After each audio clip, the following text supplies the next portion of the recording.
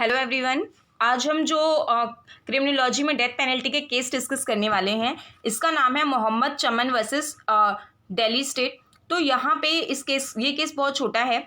इस केस में क्या होता है कि जो अपेलेंट होते हैं यानी जो ऑफेंडर होते हैं वो एक 1.5 साल की लड़की का यहाँ पे रेप कर देते हैं, 1.5 साल की माइनर लड़की का, जब उसके पेरेंट्स और दोनों सिस्टर्स बाहर होते हैं। तो इस केस में क्या होता है, ये केस बहुत ही ज़्यादा ब्रूटल क्रूअल है। इस केस में जो चाइल्ड है वो सफ़र करती है बहुत सारी इंजरीज को और बाद में वो डेड हो जाती है।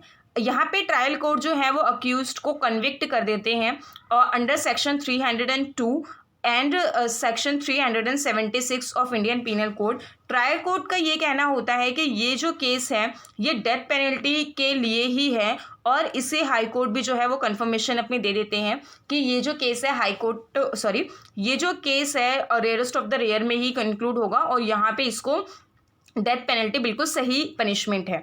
जब मैटर सुप्रीम कोर्ट के पास जाता है, सुप्रीम कोर्ट गाइडलाइंस कंसिडर करते हैं जो प्रीवियस डेथ पेनल्टी के केसेस में दी गई थी और ये कहते हैं कि ये जो क्राइम कमिट हुआ है ये इसमें कोई शक नहीं है कि ये सीरियस क्राइम है, हीनियस क्राइम है और ये एक डर्टी माइंड को रिवील कर रहा है ह्यूमन बीइंग को, जिसमें उसकी मतलब कि एक तरह से जो एक ख़राब डिज़ायर होती है वो सामने आ रही है। लेकिन इस केस को rarest of the rare case में इंक्लूड नहीं किया जा सकता जिसमें उसे डेथ पेनल्टी दी जाए। और इसके साथ ही ये एक डिफ़िकल्ट होता है बहुत ज़्यादा, इस केस में ये बहुत ज़्यादा डिफ़िकल्ट है कि हम ये फाइंड आउट कर पाएँ कि ये जो पर्सन है ये क्या किसी सोसाइटी में किसी और पर्सन की लाइफ के लिए भी खतरा है।